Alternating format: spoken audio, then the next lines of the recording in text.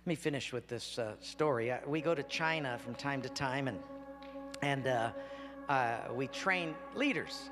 And this time we brought up 22 leaders from the Hunan province, and they rode 13 hours on a train to get to a hotel that they came up 2 by 2 in these elevators so as to not draw any attention. And then they got to a hotel room, a little apartment room. It's only about 700 square feet in the little living room, no air conditioning, hardwood floor, 22 sat there. I came in, and when you teach in China, you start at 8 in the morning and you don't get done till 5 at night. You teach the whole day. They were sitting there, all 22 of them, and I looked around and I said, now, if we get caught, what will happen to me? They said, oh, you'll get deported in 24 hours and we'll go to prison for 3 years. I said, you're kidding. How many of you have been in prison for your faith? Out of 22, 18 raised their hands. I thought, no way. And I looked at him and I said, you 22 people, how many people do you oversee? Because they were all of these small group leaders, underground church leaders in the Hunan province. I said, how many, if you counted up all the people under your jurisdiction, how many would it be? And they counted them up and they said, little over 20 million. I said, what? See, we forget there's 1.3 billion people in China. This is crazy. Well, I had 15 Bibles and I passed them out. Obviously 7 didn't get them. And I said, let's turn to 2 Peter chapter 1 and we're going to read it. And just then one lady handed hers to somebody next to her. And I thought, interesting. Well, we turned there anyway, and as we started reading it, I understood why she gave it away. She had memorized the whole thing. She just recited the whole chapter. When it was done, I went over to her at a break and I said, you recited the whole chapter. She says, oh yes, I've memorized many chapters. I said, where did you memorize so many chapters? She said, in prison.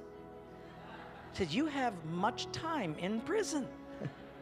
So I said, but don't they confiscate the Bible? She said, yes.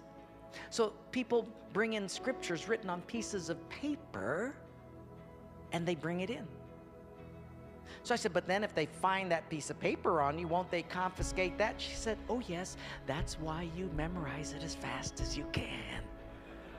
Because even though they can take the paper away, they can't take what's hidden in your heart. I thought, wow.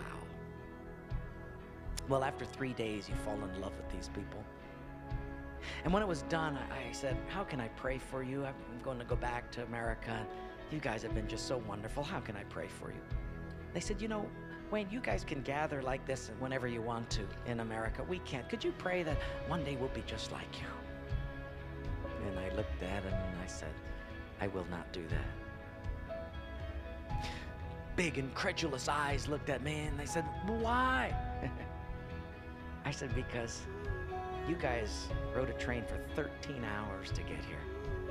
In my country, if you've got to drive more than an hour, people don't come. You sat on a wooden floor for 3 days. In my country, if people have to sit more than 40 minutes, they leave. You sat not only here for 3 days on a hard wooden floor, but you did it without air conditioning. In my country, if it's not padded pews and air conditioning, people don't often come back. In my country, we have an average of 2 Bibles per family. We don't read any of them. You hardly have any Bibles, and you memorize them from pieces of paper. I will not pray that we become like you become like us, but I will pray that we become just like you.